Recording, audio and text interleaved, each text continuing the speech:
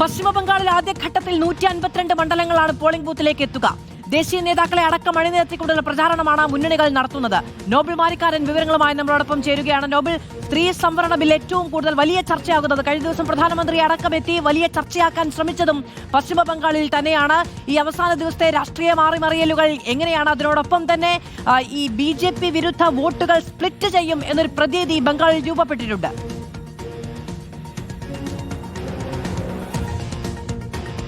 ദേശീയ രാഷ്ട്രീയം ഉറ്റുനോക്കുന്ന പ്രധാനപ്പെട്ട തെരഞ്ഞെടുപ്പാണ് പശ്ചിമബംഗാളിൽ നടക്കാൻ പോകുന്നത്. ഇന്നിപ്പോൾ ആദ്യഘട്ട തെരഞ്ഞെടുപ്പിന്റെ പരസ്യപ്രചാരണം അവസാനിക്കുകയാണ്. 16 ജില്ലകളിലെ 152 മണ്ഡലങ്ങളാണ് ആദ്യഘട്ടത്തിൽ ജനവിധി തേടുന്നത്. നമ്മുടെ നാട്ടിലെ പോലെ അത്ര വലിയ പരസ്യപ്രചാരണം പ്രതികരണം അത്തരത്തിൽ വലിയ റാലികളൊന്നുമില്ല, പ്രത്യേകിച്ച് അങ്ങനെ വലിയ റോഡ് ഷോകളൊന്നുമില്ല. പക്ഷേ ചെറിയ റാലികൾ നടത്തിക്കൊണ്ട് മാത്രമായിരിക്കും പരസ്യപ്രചാരണം അവസാനിക്കുക എന്നാണ് നമുക്ക് വിവരം ഉള്ളത്.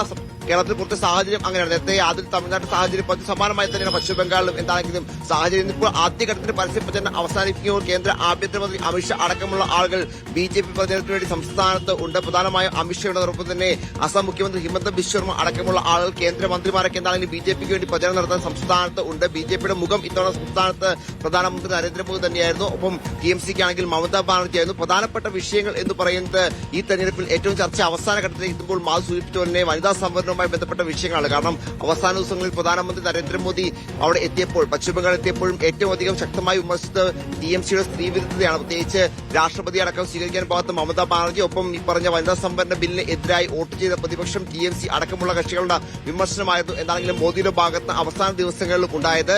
ഇന്നിപ്പോൾ വിവിധ ഇടങ്ങളിൽ പ്രചരണം കൊടുക്കുമ്പോഴും EDയുടെ അടക്കം പരിശോധനകൾ പശ്ചിമബംഗാളിൽ ഉണ്ടാകുന്നുണ്ട്. EDയുടെ നടപടി അടക്കം ഉണ്ടാകുന്നുണ്ട് എന്നാണ് മറ്റൊരു പ്രധാനപ്പെട്ട കാര്യം. ഇന്നിപ്പോൾ EDയുടെ ഭാഗത്താണ് കഴിഞ്ഞ ദിവസം ഈ തൃണമൂൽ കോൺഗ്രസിന്റെ പൊളിറ്റിക്കൽ കൺസൾട്ടൻസിയായ ഐപാക്കിലെ ഉദ്യോഗസ്ഥരടക്കം അറസ്റ്റ് ചെയ്തിരുന്നു. ഐപാക്ക് ഇപ്പോൾ അവരുടെ പ്രവർത്തനം അവിടെ ചുരുക്കിയിട്ടുണ്ട് എന്ന വിവരമാണ് പുറത്തേക്ക് വന്നത്. പ്രത്യേകിച്ച് വിവരങ്ങൾ നൽകിയത് PR സുനിൽ കൂടി വിവരങ്ങളും വിശകലനങ്ങളുമായി നമ്മളോടൊപ്പം ചേരുകയാണ്. PR സുനിൽ, നേർക്കുനേർ കഴിഞ്ഞ കുറേ നാളുകളായി വലിയ രാഷ്ട്രീയ യുദ്ധം തൃണമൂലിനും BJPക്കും ഇടയിലുണ്ട്. ദേശീയ നേതാക്കൾ വന്ന് ഉഴുതുമറിച്ച ഒരു രാഷ്ട്രീയ ഭൂമി കൂടി ആയി മാറിയിരിക്കുന്നു പശ്ചിമബംഗാൾ. നമുക്കറിയാവുന്നതാണ്, തെരഞ്ഞെടുപ്പ് ഉദ്യോഗസ്ഥർക്കെതിരെ, ജുഡീഷ്യൽ ഉദ്യോഗസ്ഥർക്കെതിരെ ഒക്കെ വലിയ പോരാട്ടവും വലിയ പോർവിളിയും ഒക്കെ നടക്കുകയാണ്. അതിനിടയിലാണ് ഒന്നാം ഘട്ട തെരഞ്ഞെടുപ്പ് വരുന്നത്.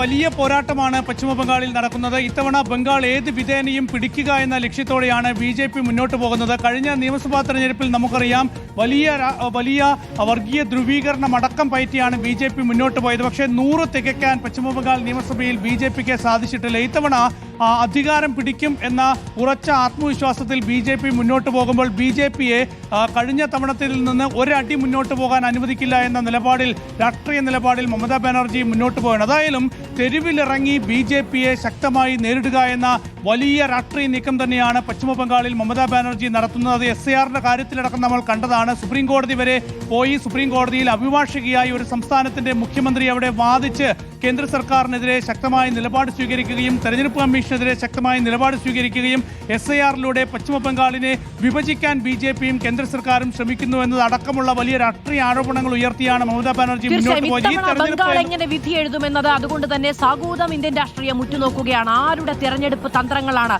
നേരത്തെ നോബിൾ മാരിക്കാരൻ ചൂണ്ടിക്കാണിച്ചതുപോലെ തെരഞ്ഞെടുപ്പ് തന്ത്രങ്ങൾ ഒരുക്കിയ ഏജൻസിയിലെ ഉദ്യോഗസ്ഥരെ അടക്കം അറസ്റ്റ് ചെയ്യപ്പെട്ടു തൃണമൂലിന്റേത് എന്നുള്ളതാണ്. അപ്പോൾ ആരുടെ തന്ത്രങ്ങൾ വിജയിക്കും പശ്ചിമബംഗാളിൽ എന്നുള്ളത് സാഗൂതം ഉറ്റുനോക്കുകയാണ് നമ്മൾ.